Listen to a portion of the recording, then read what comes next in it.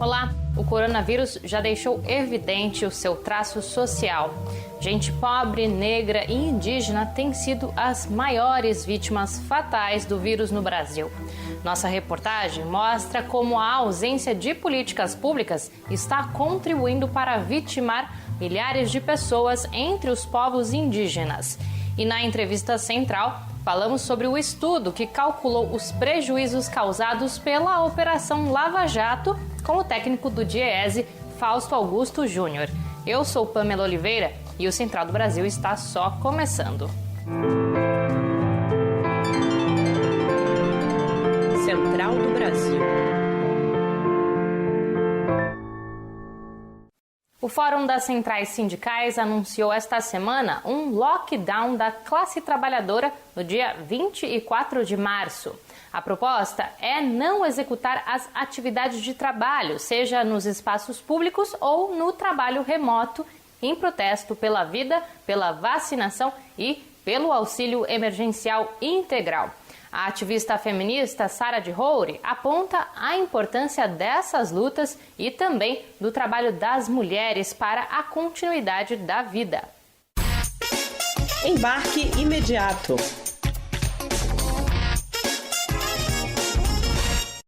A falta de uma política mais clara do governo para responder à pandemia, a falta de vacina, a superlotação nas UTIs, dizem que tudo conspira contra a vida. Então, o que é que permite que a vida continue acontecendo?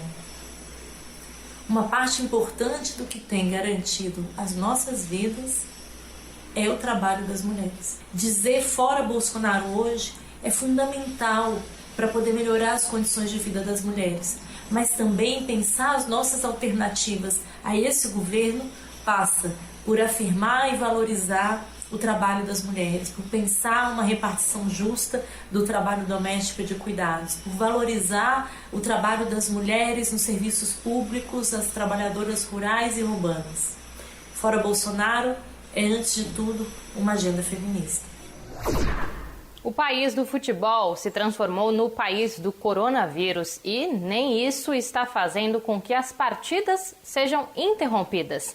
No último final de semana, somente para a disputa de 62 jogos de campeonatos estaduais, os clubes deslocaram cerca de 2.000 pessoas. Afonso Bezerra nos traz mais detalhes. Nacional.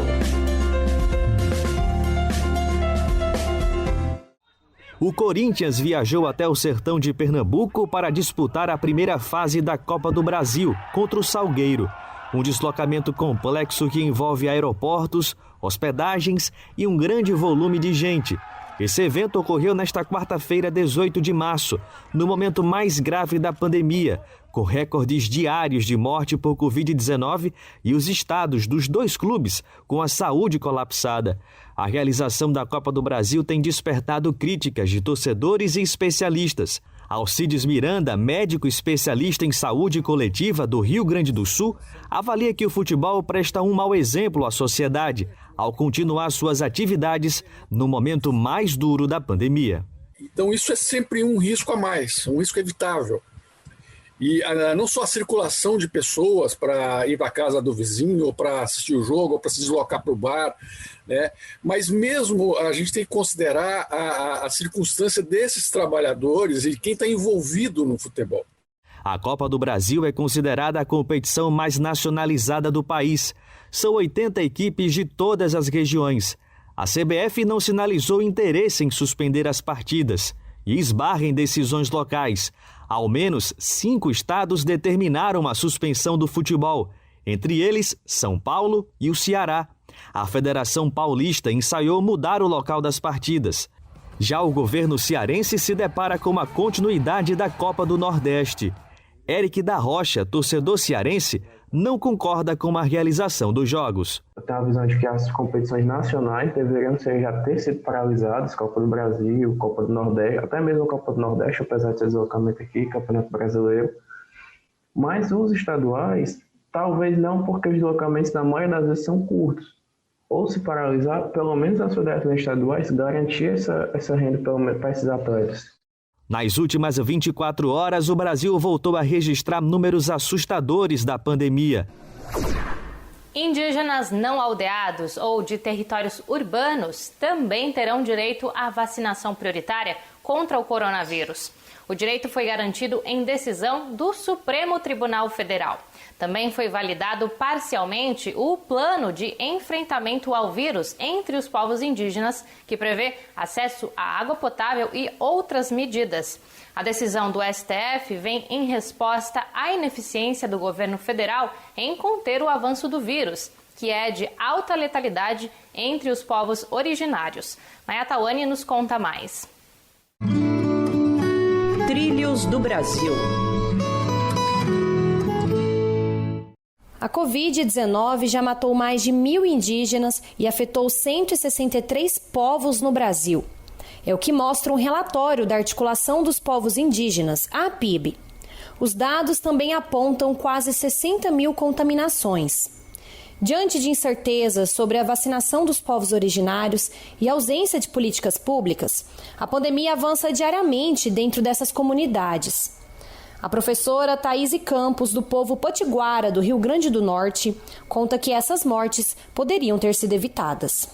Então, tudo isso é consequência da falta de apoio do governo dentro dos territórios indígenas, com alimentação, com alguma forma, alguma política que garantisse que os povos indígenas não precisassem sair do seu território para buscar alimentos. E, infelizmente, chegamos a essa marca de 1.000 mortos. O Amazonas foi o primeiro estado a ter a confirmação de indígenas contaminados e hoje concentra o maior número de mortes entre indígenas, quase 250, de acordo com dados da APIB. Oremi Kipeng vive na região e conta que o processo de vacinação tem sido interferido pela disseminação de notícias falsas, além da presença de missionários nas terras indígenas.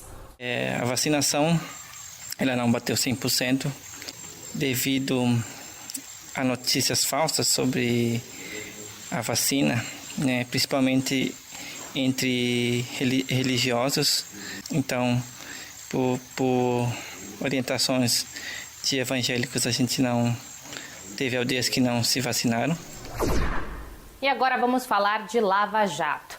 A Central Única dos Trabalhadores, a CUT, e o DIEESE realizaram um estudo sobre os prejuízos econômicos causados pela operação. E o resultado é que os danos foram maiores do que o valor recuperado pela Lava Jato. E quem sofreu com isso foi a classe trabalhadora. É o que nos conta o diretor técnico do DIEESE, Fausto Augusto Júnior. A entrevista é de Jonatas Campos. Entrevista Central. Nossa entrevista hoje conversa com Fausto Augusto Júnior. Ele é coordenador técnico do Departamento Intersindical de Estatísticas e Estudos Socioeconômicos, o DIEESE, o conhecido DIEESE. Vamos falar sobre o estudo que o DIEESE fez junto com a CUT sobre os impactos da Operação Lava Jato na economia brasileira. Fausto, agradecemos sua disponibilidade para essa entrevista. Eu que agradeço a possibilidade de estar aqui conversando com vocês sobre um assunto tão relevante aí para o Brasil como um todo. Fausto, o estudo do DIEESE nos revela dados alarmantes sobre a Operação Lava Jato, dentre os quais eu vou destacar esse da perda de empregos pelo Brasil. Vocês afirmam que o Brasil perdeu 4,4 milhões de empregos em decorrência dessa operação. Você pode nos explicar como o DIEESE chegou a esses números? Nós pegamos ali o período de início da Lava Jato, 2014, e o período mais, ou seja, até 2017, que foi o período de alto impacto ali da operação na economia.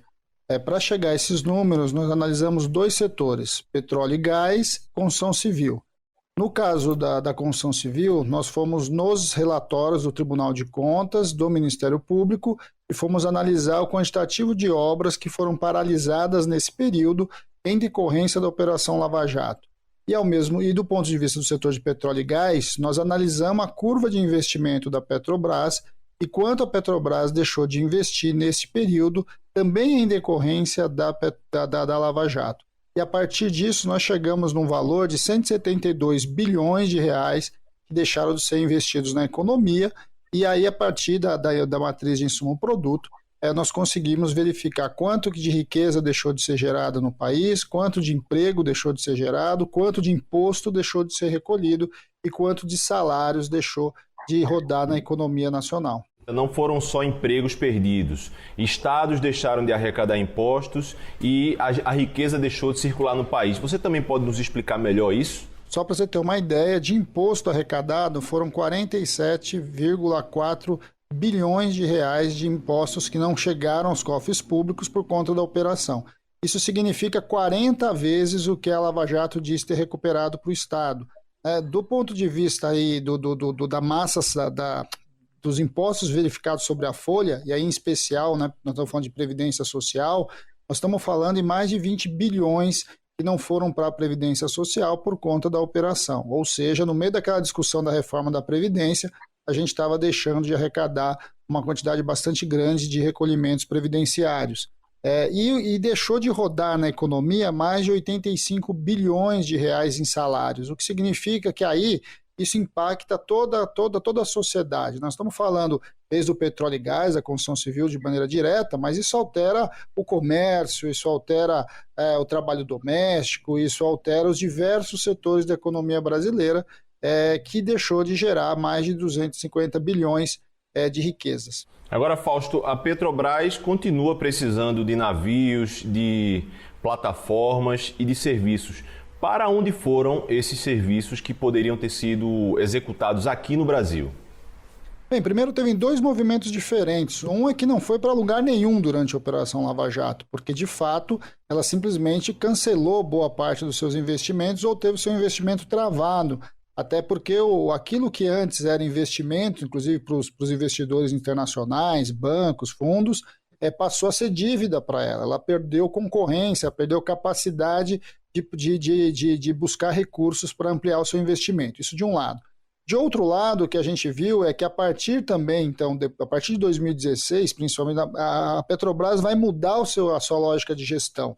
E essa mudança da lógica de gestão, né, do seu projeto de gestão, que vai explicar, a gente está com uma gasolina aí quase chegando aos R$6 e um botijão de gás quase aos R$100. O Brasil tem o que os economistas chamam de bônus demográfico, que é uma maior quantidade de pessoas em idade ativa e aptos para trabalhar. Qual o impacto da Operação Lava Jato nessa população brasileira? Bem, o que a gente está assistindo com uma grande perda é a perda das nossas engenharias, né? Vamos lembrar que o Brasil aumentou muito o número de profissionais, de estudantes, de jovens dentro das universidades. E a engenharia é um lugar, né, determinante para você pensar o desenvolvimento do país. O que aconteceu? Os grandes grupos de engenharia que estavam tanto na Petrobras quanto nas construtoras, eles foram desfeitos. Não é que a gente perdeu o engenheiro existe, mas aquele emprego do engenheiro, aquele espaço daquele grupo de engenheiros que pensava conjuntamente o projeto foi desmontado. Agora um pouquinho de coisa boa. Ainda estamos na semana da efeméride de nascimento do companheiro de luta e dramaturgo Augusto Boal, falecido em 2009. Na parada cultural de hoje, Douglas Estevam, do setor de cultura do Movimento Sem Terra, nos indica uma das obras-primas de Boal. Parada Cultural. Eu gostaria de deixar aqui algumas referências a respeito da obra deste, que foi uma das maiores figuras do teatro brasileiro e também do teatro mundial. Em seu livro O Teatro do Oprimido e Outras Poéticas Políticas, nós podemos encontrar os fundamentos da obra de Augusto Boal. Ele, que iniciou sua trajetória no Teatro de Arena de São Paulo, onde desenvolveu uma ampla pesquisa dramatúrgica que resultou nas obras mais importantes do Brasil daquele período, abordando temas da luta operária, da luta estudantil, das lutas camponesas e também como forma de resistência ao golpe implementado em 64, a partir das relações que o Boal estabeleceu com os Centros Populares de Cultura e com o Movimento de Cultura Popular do Paulo Freire, em Pernambuco. Ótima recomendação do Douglas. O Central do Brasil termina aqui e se você prefere ouvir o programa, procure a gente nas plataformas de podcasts como Spotify, Deezer, Google e Apple Podcasts. A gente volta com mais amanhã.